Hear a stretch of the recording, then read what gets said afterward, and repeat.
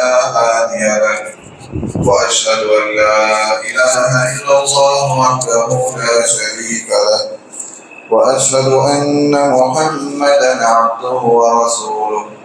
أما بعد فإن خير الحديث كتاب الله وخير الهدي هدي محمد صلى الله عليه وسلم وشر الأمور محدثاتها وكل محدثة بدعة وكل بدعة ضلالة وكل ضلالة في النار. فأعوذ بالله السميع العليم من الشيطان الرجيم. بسم الله الرحمن الرحيم. يا أيها الذين آمنوا اتقوا الله حق تقاته ولا تموتن إلا وأنتم مسلمون. يا أيها الناس اتقوا ربكم الذي خلقكم من نفس واحدة وخلق منها زوجها وبث منهما رجالا كثيرا ونساء واتقوا الله الذي تساءلون به والأرحام إن الله كان عليكم رقيبا. يا أيها الذين آمنوا اتقوا الله وقولوا قولا سديدا يصلح لكم أعمالكم ويغفر لكم ذنوبكم ومن يطع الله ورسوله فقد فاز فوزا عظيما. تمام قسم کی تعریف، کبریائی، بڑائی اللہ وحدہ لا شریک کے لیے لائق و زیبا ہے۔ سبحان اللہ بحمدہ، سبحان اللہ العظیم۔ درود و سلام ہو تمام انبیاء کرام پر، بالخصوص آخری نبی محمد مصطفیٰ صلی اللہ علیہ وسلم پر۔ دعائے مغفرت ہو صحابہ کرام کے لیے، اہل بیت کے لیے، تابعین، تبع تابعین، سلف صالحین کے لیے۔ محترم حاضرین، اللہ تبارک تعالیٰ کا شکر ہے کہ اس نے ہمیں ایک ماہ مبارک میں داخل فرمایا۔ رمضان کا مہینہ ہر قسم کے اعتبار سے بڑی رحمتوں والا مہینہ ہے، برکتوں والا مہینہ ہے۔ اس کی رحمتیں، اس کی برکتیں کس وجہ سے ہے، میں آپ کے سامنے رمضان کے فضائل یا رمضان کی خصوصیات چند باتیں آپ کے سامنے رکھوں گا، جس سے انشاءاللہ ہمارے دلوں میں رمضان کی قدر، اس کی اہمیت اجاگر ہوگی۔ ہم نیک اعمال میں سبقت کرنے کی کوشش کریں گے کہ ہم ایسے اعمال کریں جس سے اللہ تبارک تعالیٰ ہم سے راضی ہو، ہم اللہ تبارک تعالیٰ کے مقرب بندے شمار ہوں۔ انشاءاللہ العزیز یہ چیز پیدا ہوگی۔ محترم حاضرین، اللہ تبارک تعالیٰ نے دنیا میں انسانوں کو جو بھیجا ہے، انسانوں کو جو پیدا فرمایا ہے، انہیں ایسے ہی نہیں چھوڑا، بلکہ ان کی ہدایت و رہنمائی کے لیے ہر دور میں انبیاء کرام آتے رہے اور آسمان سے کتابیں نازل ہوتی رہی۔ لیکن اس میں اہم بات یہ ہے کہ جتنی بھی آسمانی کتابیں ہیں وہ تمام کتابیں اللہ تبارک تعالیٰ نے ماہ مبارک رمضان کے مہینے میں اللہ نے اتارا، اللہ نے نازل فرمایا ہے۔ حضرت واصلہ سے مرفوعاً ایک روایت ہے، فرماتے ہیں کہ اللہ تبارک تعالیٰ نے پہلے رمضان کو ابراہیم علیہ السلام پر صحیفے نازل فرمائے۔ ابراہیم علیہ السلام کو جو صحیفے ملے وہ پہلے رمضان کو ملے، اور 6 رمضان کو اللہ تبارک تعالیٰ نے تورات عطا فرمایا موسیٰ علیہ السلام۔ اسی طرح 13 رمضان کو اللہ تبارک تعالیٰ نے انجیل نازل فرمایا۔ 18 رمضان کو اللہ تبارک تعالیٰ نے زبور نازل فرمایا، اور 24 رمضان کو اللہ تبارک تعالیٰ نے قرآن کو نازل فرمایا۔ تو آپ دیکھیں کہ جتنی بھی آسمانی کتاب ہے، تورات، انجیل، زبور، قرآن مجید، یہ تمام اللہ تبارک تعالیٰ نے ماہ مقدس رمضان کے مہینے میں اللہ نے نازل فرمایا۔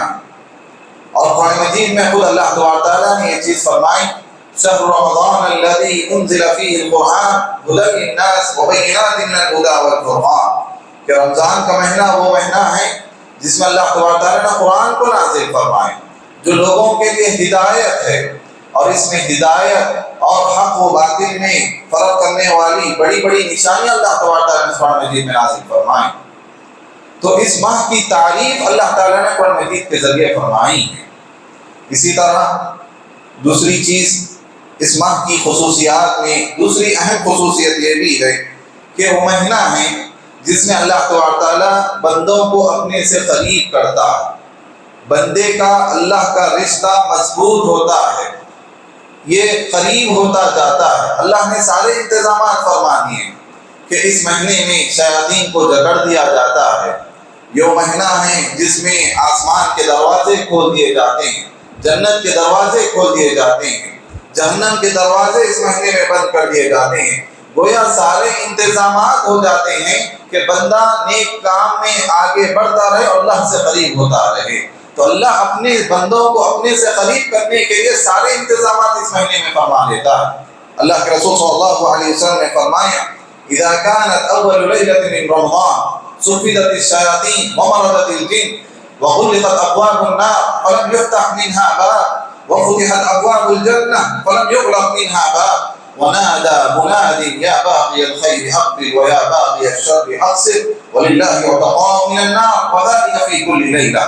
اللہ کے رسول صلی اللہ علیہ وسلم فرماتے ہیں جب رمضان کی پہلی رات آتی ہے تو سارے سرکش شیاطین جنوں کو اللہ تعالیٰ جکڑ دیتا ہے، باندھ دیا جاتا ہے، اور جہنم کے سارے دروازے بند کر دیے جاتے ہیں، کوئی دروازہ ایک دروازہ بھی کھلا نہیں رہتا، اور جنت کے سارے دروازے اللہ تعالیٰ کھول دیتا ہے اور ایک دروازہ بھی اس میں بند نہیں رہتا، اور ایک فرشتہ نازل ہو جاتا ہے، ان کی ڈیوٹی اللہ تعالیٰ یہ لگا دیتا ہے، وہ اعلان کرتے ہیں آسمان سے، وَنَادَى مُنَادٍ، ایک اعلان کرنے والا یہ اعلان کرتا ہے یا باغی الخیر اقبل، اے بھلائیوں کے چاہنے والوں، اے بھلائیوں کے طلبگاروں آگے آ جاؤ، آگے آؤ، وَيَا بَاغِيَ الشَّرِّ اقصر، اور ایک فرشتہ یہ اعلان کرتا ہے اے برائیوں کے چاہنے والوں، اے برائیوں کے طلبگاروں اقصر، رک جاؤ، باز آ جاؤ گناہوں سے۔ یہ فرشتہ اعلان کرتا ہے، ہر رات ہر دن یہ اعلان ہوتا رہتا ہے، اور اللہ تبارک تعالیٰ کی جانب سے جہنم سے کئی لوگوں کو آزاد کیا جاتا ہے۔ تو محترم حاضرین، اللہ کے رسول صلی اللہ علیہ وسلم نے ایک دوسرے مقام پر اس طرح کے الفاظ فرما دیں وَفُتِحَتْ أَبْوَابُ السَّمَاءِ وَفُتِحَتْ أَبْوَابُ الرَّحْمَةِ، آسمان کے سارے دروازے کھول دیے جاتے ہیں۔ ایک حدیث میں جنت کے سارے دروازے کھول دیے جاتے ہیں، ایک دوسری حدیث میں آسمان کے سارے دروازے کھول دیے جاتے ہیں، ایک تیسری حدیث میں ابواب الرحمہ، رحمت کے سارے دروازے کھول دیے جاتے ہیں۔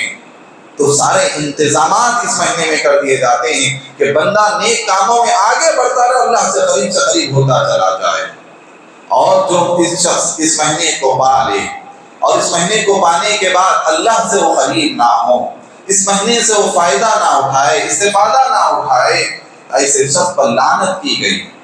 اللہ کے رسول صلی اللہ علیہ وسلم ایک مرتبہ ممبر پر چڑھے، آپ نے آمین کہا، صحابہ کرام نے پوچھا ایسا کیا معاملہ ہے؟ اللہ کے رسول نے فرمایا میرے پاس جبرائیل علیہ السلام آئے، اور جبرائیل آ کر کہنے لگے کہ جو شخص رمضان کے مہینے کو پالے اور اللہ سے اپنے گناہوں کی بخشش نہ کروا لے، ایسے شخص پر اللہ کی لعنت ہو۔ تو میں نے آمین کہا، یعنی جو فائدہ نہیں اٹھا رہا ہے ایسے شخص پر لعنت بھی کی جا رہی ہے۔ یعنی یہ چیز ایک آفر ہے، آپ اس سے استفادہ اٹھانا آپ کے لیے ضروری ہے، لازم کر دیا گیا ہے۔ اگر آپ اس سے فائدہ نہیں اٹھائیں گے تو آپ ملعون شمار ہو جائیں گے، اللہ کی طرف سے آپ پر لعنت کی جائے گی۔ اللہ کے رسول صلی اللہ علیہ وسلم ایسے شخص پر آمین کہہ رہے ہیں، یعنی جبرائیل علیہ السلام بددعا دے رہے ہیں، اللہ کے رسول صلی اللہ علیہ وسلم آمین کہہ رہے ہیں۔ اسی طرح اس مہینے کی تیسری خصوصیت یہ بھی ہے کہ مہینہ جہنم سے آزادی کا مہینہ ہے۔ اللہ تبارک تعالیٰ اپنے کئی بندوں کو ماہ رمضان میں جہنم سے آزاد کر دیتا ہے، فیصلہ ان کے حق میں ہو جاتا ہے۔ اللہ کے رسول صلی اللہ علیہ وسلم نے فرمایا ان للہ تعالی عند كل فطرة عتقاء من النار وذلك في كل ليلة، کہ اللہ تبارک تعالیٰ کی جانب سے ہر افطار کے وقت جہنم سے کئی لوگوں کو آزاد کرنے کا فیصلہ ہوتا ہے، اور یہ ہر دن ہوتا ہے، یعنی ہر افطاری میں اللہ تبارک تعالیٰ کئی لوگوں کو جہنم سے آزاد کرتا ہے۔ یہ جہنم سے آزادی کا مہینہ ہے، ہمیں چاہیے ہم اللہ سے دعا کریں اللہ ہمیں جہنم کی آگ سے ہماری حفاظت فرما، ہماری گردنوں کو جہنم سے، ہماری گردنوں کو اللہ تبارک تعالیٰ تو بچا لے، ہم اپنے لیے، اپنے مرحومین کے لیے، اپنے ماں باپ کے لیے، اپنے رشتے داروں کے لیے، دوست و احباب کے لیے جن کا احسان تم پر ہے، ان لوگوں کو تم یاد کر کے ان کے حق میں دعا کریں کہ اللہ تبارک تعالیٰ انہیں بھی تو جہنم سے آزاد فرما۔ ایک حدیث میں آپ صلی اللہ علیہ وسلم نے فرمایا اللہ تبارک تعالیٰ رمضان کے مہینے میں ہر صبح، دن میں، رات میں، یعنی دن اور رات میں اللہ تبارک تعالیٰ کئی لوگوں کی مغفرت فرماتا ہے، جہنم سے آزاد کرتا ہے، اور دن اور رات میں ایک مسلمان کی ایک دعا کو اللہ تبارک تعالیٰ قبول بھی فرماتا ہے۔ محترم حاضرین، اسی طرح ماہ رمضان کی خصوصیات میں ایک چوتھی اس کی خصوصیت یہ بھی ہے کہ وہ مہینہ ہے جس میں اللہ تبارک تعالیٰ نے ایک ایسی مقدس رات رکھی ہے کہ جو 1000 مہینوں سے بھی افضل ہے۔ یہ وہ رات ہے جس کے تعلق سے اللہ تبارک تعالیٰ نے قرآن مجید میں مکمل ایک سورت نازل فرما دی، سورۃ القدر اللہ تبارک تعالیٰ نے نازل فرما دی اس رات کے لیے، اور اس رات کی فضیلت میں اللہ تعالیٰ نے یہ فرمایا کہ خیر من الف شہر، یہ ایک رات ہے لیکن 1000 مہینوں سے بھی زیادہ افضل ہے۔ یعنی آپ نے اس میں ایک نیک عمل کر لیا، گویا آپ 1000 مہینے وہ نیک عمل کرتے رہے ہیں۔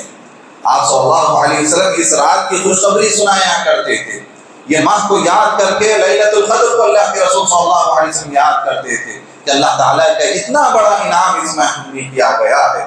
آپ صلی اللہ علیہ وسلم نے فرمایا ان هذه الشهر قد حضركم وفيه ليلة خير من الف شهر فمن حرمها فقد حرم الخير كله۔ آپ صلی اللہ علیہ وسلم نے فرمایا لوگوں سنو، تم پر ایک ایسا مہینہ سایہ فگن ہوا ہے، تم پر ایک ایسا مہینہ آیا ہے جس میں اللہ تعالیٰ نے ایک ایسی رات رکھی ہے جو 1000 مہینوں سے بھی زیادہ افضل ہے۔ جو اس کے خیر سے محروم ہوا وہ گویا مکمل خیر سے محروم ہو گئے۔ اس رات کے خیر سے جو شخص یعنی محروم ہوا وہ مکمل خیر سے محروم ہوا۔ پھر آپ صلی اللہ علیہ وسلم آگے یہ فرماتے ہیں اس رات سے وہی شخص محروم ہو سکتا ہے جو جس کے قسمت میں بدقسمتی لکھ دی گئی، یعنی وہ محروم شخص ہی رہے گا، وہ بدبخت انسان ہی رہے گا جو اس خیر سے محروم رہے گا۔ تو اس مہینے کی افضلیت میں یہ بات ہے کہ اللہ تعالیٰ نے اس میں لیلۃ القدر کو رکھا ہے۔ اسی طرح اس ماہ کی خصوصیات میں ایک اہم خصوصیت یہ بھی ہے کہ اس مہینے کو پا کر اللہ نے جس کو استطاعت دی ہے اسے عمرہ کرنا چاہیے۔ عمرے کی بڑی فضیلت ہے، خصوصاً ماہ رمضان میں عمرہ کرنے کی۔ جو شخص ماہ رمضان میں عمرہ کر لے، آپ صلی اللہ علیہ وسلم نے اس کے لیے بڑا اجر بتایا ہے۔ ایک عورت حضرت عبداللہ بن عباس رضی اللہ عنہ فرماتے ہیں کہ ایک عورت ام سنان نامی ایک خاتون تھی، وہ حج پر نہیں آئی۔ اللہ کے رسول صلی اللہ علیہ وسلم نے ان سے پوچھا کیا بات ہے کہ تم ہمارے ساتھ حج کے لیے نہیں آئی تھی؟ تو انہوں نے کہا میرے پاس سواری نہیں ہے، میرے پاس سواری نہیں ہے جس پر میں سفر کر کے آپ کے ساتھ حج کروں۔ تو اللہ کے رسول صلی اللہ علیہ وسلم نے فرمایا تم رمضان میں عمرہ کر لینا، رمضان میں عمرہ کرنا، فإن عمرة في رمضان تعدل حجة معي، کہ رمضان میں ایک عمرہ کرنا میرے ساتھ حج کرنے کے برابر ہے۔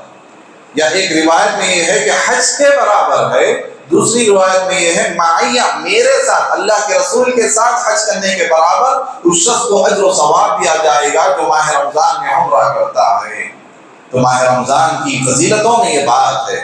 اسی طرح اس مہینے میں ہم جو بھی عبادتیں بجا لاتے ہیں، ہر عبادت اپنی جگہ بڑی اہم ہے، ہر عبادت کی اپنی جگہ ایک خصوصیت ہے، ہر عبادت کی اپنی جگہ ایک فضیلت اللہ کے رسول صلی اللہ علیہ وسلم نے بتایا ہے۔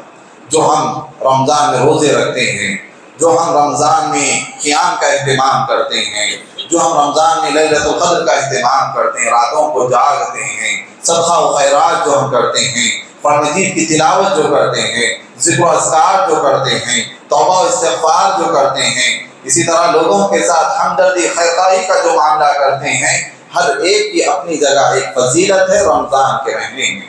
آپ صلی اللہ علیہ وسلم نے فرمایا من صام رمضان ایمانا واحتسابا، جو شخص رمضان کا روزہ رکھتا ہے بحالت ایمان میں، ثواب کی امید کے ساتھ، نیک دلی کے ساتھ وہ روزے رکھتا ہے، غفر له ما تقدم من ذنبه، اللہ کے رسول نے فرمایا اس کے پچھلے سارے گناہ اللہ تبارک و تعالیٰ معاف فرما دیتا ہے۔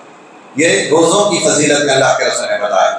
اور تراویح جو قیام اللیل جسے تہجد کہتے ہیں، اس کے تعلق سے بھی اللہ کے رسول نے فرمایا من قام رمضان ایمانا واحتسابا، جو قیام اللیل کا اہتمام کرے حالت ایمان میں اور اللہ سے وہ ثواب کی امید رکھتا ہوا، غفر له ما تقدم من ذنبه، اس کے پچھلے سارے گناہوں کو اللہ تعالیٰ معاف فرما دے گا۔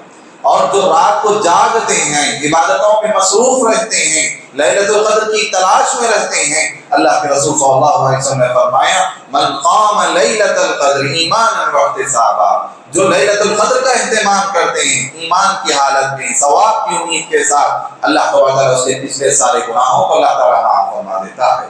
صرف یہی نہیں، ہر عبادت کے تعلق سے اللہ کے رسول نے ایک حدیث میں فرمایا الصلوات الخمس والجمعة إلى جمعة ورمضان إلى رمضان مكفرات لما بينهن إذا اجتنبت الكبائر، کہ ایک 5 وقتہ جو نمازیں جو بندہ اہتمام کرتا ہے، ایک جمعہ سے لے کر دوسرے جمعہ تک کا جو اہتمام کرتا ہے، رمضان کا جو اہتمام کرتا ہے، یہ سارے نیک اعمال پچھلے گناہوں کا کفارہ بن جاتے ہیں۔ اللہ تعالیٰ پچھلے گناہوں کو دھو دیتا ہے، معاف فرما دیتا ہے۔ تو یہ فضائل، ہر عمل کی اپنی جگہ ایک فضیلت ہے۔ جو ہم روزہ رکھ رہے ہیں، ہم جو قرآن مجید کی تلاوت کر رہے ہیں، یہ کوئی عام بات نہیں ہے، بلکہ یہ وہ چیز ہے جو اللہ کے یہاں ہماری سفارش کرے گی۔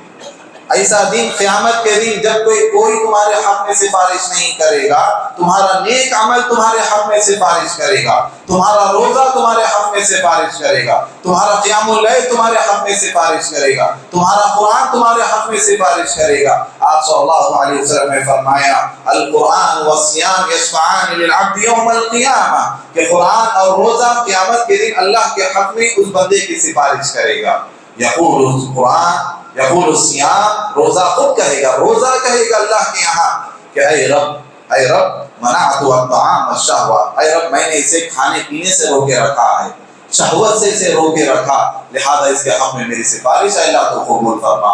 قرآن کہے گا اے اللہ میں نے اسے راتوں میں سے جگایا ہے، یہ مجھے پڑھا کرتا تھا راتوں میں، لہذا اس کے حق میں میری سفارش کو قبول فرما۔ فیشفعان، اللہ تبارک تعالیٰ ان دونوں کی سفارشوں کو قبول فرما لے گا۔ تو یہ یعنی نیک اعمال ہمارے حق میں سفارش کریں گے، رمضان کے نیک اعمال ہمارے حق میں سفارش کریں گے۔ اسی طرح یہ وہ اعمال ہیں جو ہمیں جنت میں لے جائیں گے، جنت میں لے جائیں گے۔ اللہ کے رسول صلی اللہ علیہ وسلم نے فرمایا جو شخص من آمن باللہ والیوم الآخر، جو شخص اللہ پر ایمان رکھتا ہو، آخرت کے دن پر ایمان رکھتا ہو، نمازوں کی پابندی، اقام الصلاۃ، نمازوں کی پابندی کرتا ہو، رمضان کے روزے رکھتا ہو، اللہ پر یہ حق ہے کہ اللہ تعالیٰ اس بندے کو جنت میں داخل کر دے۔ بندوں کے نیک اعمال سے اللہ اپنے اوپر یہ چیز لازم کر لے رہا ہے، اپنے اوپر اللہ تعالیٰ یہ چیز واجب کر لے رہا ہے کہ ایسے بندے کو میں جنت میں ضرور داخل کروں گا، اور جنت میں ایسے ہی داخل بھی نہیں ہوں گے، بڑے اعزاز کے ساتھ ان لوگوں کو جنت میں داخل کیا جائے گا، بڑے پروٹوکول کے ساتھ انہیں جنت میں داخل کیا جائے گا، بڑی عزت کے ساتھ انہیں جنت میں داخل کیا جائے گا۔ اللہ کے رسول صلی اللہ علیہ وسلم نے فرمایا ان فی الجنت باب، کہ جنت میں ایک ایسا دروازہ ہے یقال له الریان، جسے ریان کہا جاتا ہے، یدخل منه الصائمون، جسے صرف روزے دار داخل ہوں گے۔ جنت کا ایک دروازہ جو ریان نام سے ہے، اس میں صرف روزے دار داخل ہونے والے ہیں۔ قیامت کے دن یہ اعلان کیا جائے گا کہاں ہیں روزے دار، روزے دار اٹھ کھڑے ہوں گے اور ان تمام کو جنت میں داخل کیا جائے گا، باب الریان سے انہیں جنت میں داخل کر دیا جائے گا، پھر اس دروازے کو بند کر دیا جائے گا، یعنی صرف روزے دار داخل ہوں گے، روزے داروں کے علاوہ کوئی اس سے داخل نہیں ہوگا۔ یہ ایک اعزاز ہے، روزے داروں کے لیے ایک اعزاز ہے کہ اللہ نے جنت میں ان کے نام سے بھی ایک دروازہ رکھا ہے۔ محترم حاضرین، اسی طرح نیک اعمال جو ہم اس رمضان میں کرتے ہیں، اگر رمضان کا صحیح استفادہ ہم اٹھائیں، عبادتوں میں ہم آگے رہیں، یقیناً جنت میں بھی بڑا اعزاز حاصل ہوگا، بڑا مقام و مرتبہ حاصل ہوگا، جنت میں درجات بلند ہوں گے۔ دیکھیں شہداء کا درجہ بہت ہی اونچا ہے، بہت بلند ہے شہداء کا درجہ۔ خود اللہ کے رسول صلی اللہ علیہ وسلم نے تمنا کی کہ میری یہ خواہش ہے، اللہ کے رسول اپنی تمنا، اپنی خواہش کا اظہار کر رہے ہیں، لَوَدِدْتُ أَنْ أُقْتَلَ فِي سَبِيلِ اللَّهِ، کہ میری یہ خواہش ہے کہ میں اللہ کی راہ میں شہید ہو جاؤں، پھر مجھے دوبارہ اللہ زندہ کرے، پھر میں اللہ کی راہ میں شہید ہو جاؤں، پھر اللہ مجھے دوبارہ زندہ کرے، پھر میں اللہ کی راہ میں شہید ہو جاؤں۔ 3 مرتبہ اللہ کے رسول یہ خواہش کر رہے ہیں کہ مجھے دوبارہ اگر زندگی ملی تو میں اللہ کی راہ میں شہید ہونا پسند کروں گا۔ 3 مرتبہ اللہ کے رسول صلی اللہ علیہ وسلم نے خواہش کا اظہار کریں، تو گویا جنت میں شہداء کا صدیقین کا بڑا درجہ ہے، بہت ہی بلند درجہ ہے، لیکن ایک روزے دار جو رمضان کے مہینے کو پا کر صحیح معنوں میں اس کا حق ادا کرتے ہوئے روزہ رکھے گا، شہداء سے بھی اونچا درجہ اس شخص کو عطا کیا جائے گا۔ ابن ماجہ کی ایک روایت ہے کہ حضرت ابو طلحہ رضی اللہ تعالیٰ عنہ بیان کرتے ہیں کہ حضرت ابو طلحہ فرماتے ہیں کہ دو گاؤں کے دو آدمی تھے، دیہات کے رہنے والے تھے، وہ دونوں ایک ساتھ اسلام قبول کیے، ایک ساتھ وہ دونوں اسلام قبول کیے۔ ان میں سے ایک شخص تھا بڑا عبادت گزار تھا، عبادتوں میں آگے آگے رہتا تھا، دوسرا اتنی عبادت تو نہیں کرتا تھا اپنے بھائی کی طرح، اور وہ عبادت گزار اللہ کی راہ میں لڑتا ہوا شہید ہو گیا، اور جو اس کا بھائی تھا 1 سال بعد اس کی فطری طور پر اس کی وفات ہوئی، فطری طور پر وہ مرا۔ تو حضرت ابو طلحہ فرماتے ہیں کہ میں نے ایک دن خواب میں دیکھا کہ میں خواب میں جنت کے دروازے کے پاس کھڑا ہوا ہوں اور میرے ساتھ یہ دونوں بھائی بھی وہاں کھڑے ہوئے ہیں۔ تو جنت میں سے ایک فرشتہ آتا ہے اور آ کر اس شخص کو جو ایک فطری طور پر مرا ہے اس کے بھائی سے کہتا ہے کہ تم جنت میں داخل ہو جاؤ۔ پھر وہ شخص جیسے جنت میں داخل ہوا، پھر فرشتہ دوسری مرتبہ پھر آتا ہے جو اللہ کی راہ میں شہید ہوا تھا، جو بڑا عبادت گزار تھا، اسے کہتا ہے کہ اب تم جنت میں داخل ہو۔ وہ شخص جنت میں داخل ہو جاتا ہے۔ پھر تیسری مرتبہ پھر فرشتہ آتا ہے اور آ کر ابو طلحہ سے کہتا ہے کہ تم لوٹ جاؤ، تم چلے جاؤ، تم ابھی جنت میں داخل نہیں ہو سکتے۔ تو ابو طلحہ صبح ہوتی ہے اپنا خواب لوگوں میں بیان کرتے ہیں، میں نے ایسا خواب دیکھا ہے۔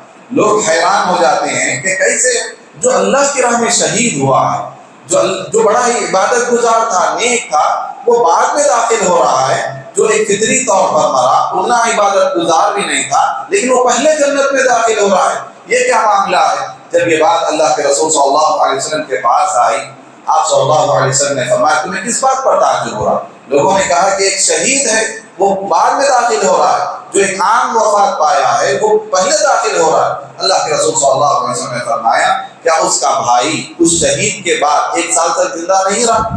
صحابہ نے کہا ہاں وہ 1 سال تک زندہ رہا۔ کیا اس کی زندگی میں رمضان نہیں آیا؟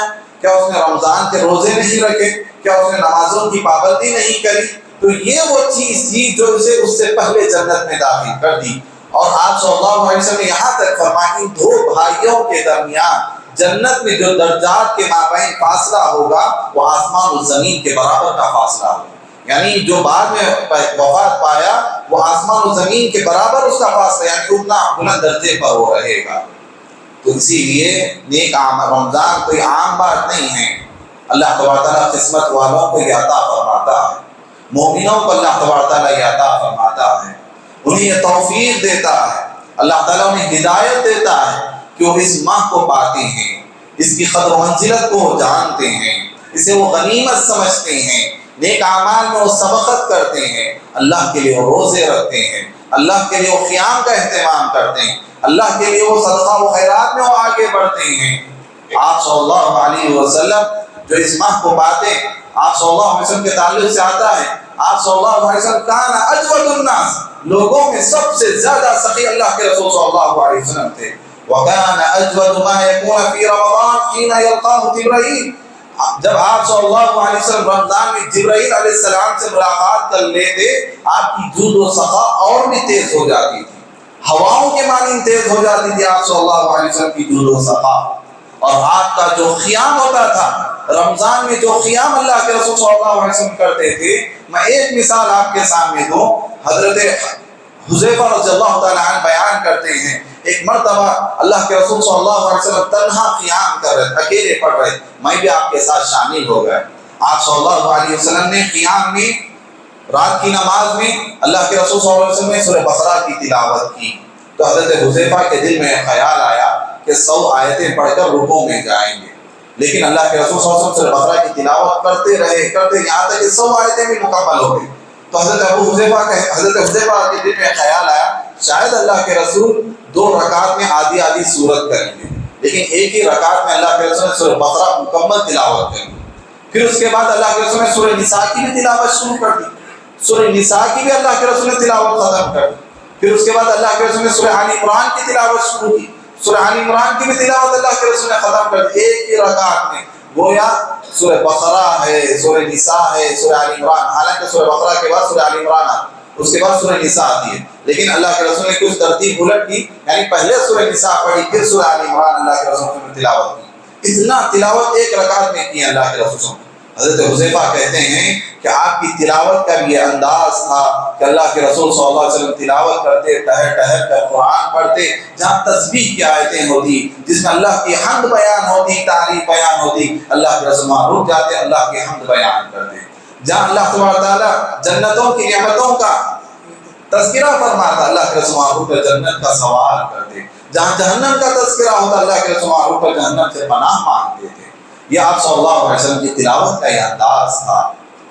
محترم حاضرین، ہمیں چاہیے کہ ہم عبادتیں، آپ صلی اللہ علیہ وسلم کی عبادتیں کس طرح تھیں، ہم تو اتنا تو نہیں کر سکتے، لیکن ایک سچے دل کے ساتھ 2 رکعت، جتنا آپ کے مقدر میں، جتنی آپ کی استطاعت ہے، جتنا آپ کے مقدر میں، اتنی آپ عبادتوں میں آگے بڑھنے کی کوشش کریں۔ کسی نے سچ کہا، کسی نے درست کہا کہ رمضان میں لوگوں کو چاہیے اپنی جتنی بھی مصروفیات ہیں، اپنے جتنے بھی مشاغل ہیں، وہ بقدر ضرورت تک ہی رکھیں، اور جتنی عبادتیں ہیں بقدر استطاعت کو بجا لاتے رہیں۔ آپ کی جتنی استطاعت ہے عبادتوں میں آپ آگے بڑھتے رہیں۔ اللہ کے رسول صلی اللہ علیہ وسلم کے تعلق سے آپ کی بیوی حضرت عائشہ فرماتی ہیں کہ اللہ کے رسول عبادتوں میں اس قدر محنت کرتے رمضان کے مہینے میں، ما لا یجتہد فی غیری، کہ دیگر مہینوں میں اللہ کے رسول صلی اللہ علیہ وسلم اس قدر محنت نہیں کیا کرتے تھے جس قدر ماہ رمضان میں اللہ کے رسول عبادتوں میں محنت کیا کرتے تھے۔ سلف صالحین کو دیکھیں، صحابہ کرام کا شوق دیکھیں کیسا تھا، عبادتوں کا شوق دیکھیں۔ جو قیام اللیل اللہ کے رسول صلی اللہ علیہ وسلم نے زندگی میں 3 مرتبہ تراویح کی نماز جماعت کے ساتھ پڑھائی۔ 3 دن اللہ کے رسول صلی اللہ علیہ وسلم نے تراویح کی نماز جماعت کے ساتھ پڑھائی۔ ایک دن اللہ کے رسول صلی اللہ علیہ وسلم پہلے دن جب تراویح کی نماز شروع کی، جو چند صحابہ وہاں جو موجود تھے وہ شامل ہو گئے اللہ کے رسول کے ساتھ۔ دوسرے دن جب دیگر صحابہ کو معلوم ہوا اللہ کے رسول نے کل رات اس طرح قیام کا اہتمام کیا ہے، تراویح کی نماز پڑھائی ہے، کئی صحابہ اکرام اس دوسرے دن حاضر ہو گئے۔ تیسرے دن اتنے حاضر ہوئے، بہت زیادہ کثیر تعداد میں صحابہ اکرام حاضر ہو گئے۔ اللہ کے رسول تیسرے دن اپنے حجرے سے نہیں نکلے، یہاں تک کہ آدھی رات ہو گئی، اس کے بعد اللہ کے رسول اپنے حجرے سے نکلے۔ لیکن صحابہ کرام کا شوق دیکھیں، آدھی رات تک اللہ کے رسول کے حجرے کو تاکتے رہے کہ اللہ کے رسول اب نکلیں گے، ہمیں نماز پڑھائیں۔ آدھی رات کے بعد جب اللہ کے رسول سب نکلے، باہر نکلے، آپ صلی اللہ علیہ وسلم نے اس دن بھی صحابہ کرام کو نماز پڑھائی۔ اتنی طویل نماز پڑھائی اللہ کے رسول نے، صحابہ کرام نے کہا کہ ہمیں یہ اندیشہ ہونے لگا، یہ خدشہ ہونے لگا کہ ہمیں سحری کا موقع نہیں ملے گا، سحری کا وقت ہمیں نہیں ملے گا۔ پھر جب 14 دن ہوا اور صحابہ کرام کی تعداد بڑھ گئی، یہاں تک کہ کہنے لگے کہ مسجد میں پیر رکھنے کے لیے جگہ نہ تھی، اتنی زیادہ تعداد حاضر ہو گئی۔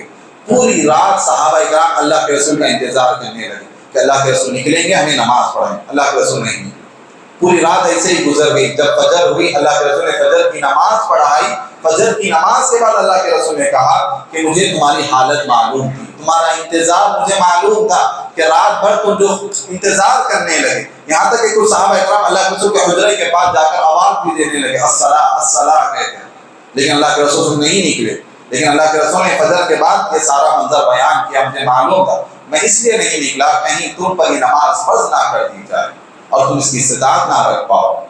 لیکن مجھے یہ حدیث کہہ کر یہ بتانا ہے، صحابہ کرام کا شوق دیکھیں، ان کی عبادتوں کا شوق دیکھیں کہ کس قدر وہ عبادتوں میں اپنے آپ کو کھپاتے تھے، انتظار کرتے تھے اللہ کے رسول صلی اللہ علیہ وسلم کا کہ آپ اتنا ہمیں نماز پڑھائیں گے۔ ہمیں چاہیے سلف صالحین اسی طرح رمضان کا اہتمام کیا کرتے تھے۔ امام مالک رحمۃ اللہ علیہ درس و تدریس کو چھوڑ دیتے، پورا قرآن مجید کے لیے صف ہو جاتے، صرف قرآن مجید کی تلاوت کرنے لگ جاتے۔ امام زہری رحمۃ اللہ علیہ فرماتے ہیں کہ یہ مہینہ شہر رمضان جو ہے وہ اطعام الطعام ہے، وہ شہر القرآن ہے، وہ قرآن کا مہینہ ہے۔ رمضان کا مہینہ قرآن کا مہینہ ہے، رمضان کا مہینہ لوگوں کو کھانا کھلانے کا مہینہ ہے۔ امام شافعی رحمۃ اللہ علیہ 7 مرتبہ قرآن مجید کی تلاوت کیا کرتے تھے۔ کئی ایسے سلف صالحین کے تعلق سے آتا ہے، لہذا ہمیں چاہیے کہ رمضان کو ہم ایک اس کی قدر و منزلت کو سمجھتے ہوئے ایک احساس کے ساتھ، ایک شعور کے ساتھ ہمیں گزارنے والے بنیں، غفلت کے ساتھ نہ گزاریں۔ جس طرح ہماری غفلت پچھلے مہینوں میں تھی، وہ غفلت اس مہینے میں نہ رہے، بلکہ ہم ایک مستعدی کے ساتھ 454 ہو کر ہم عبادتوں میں اپنے آپ کو مصروف رکھیں، ذکر و اذکار میں مصروف رکھیں۔ آپ کام کریں، جو بھی آپ کی مصروفیت ہے، جو بھی آپ کی مشغولیت ہے، آپ کرتے رہیں، لیکن زبان اللہ کے ذکر میں تر ہونی چاہیے۔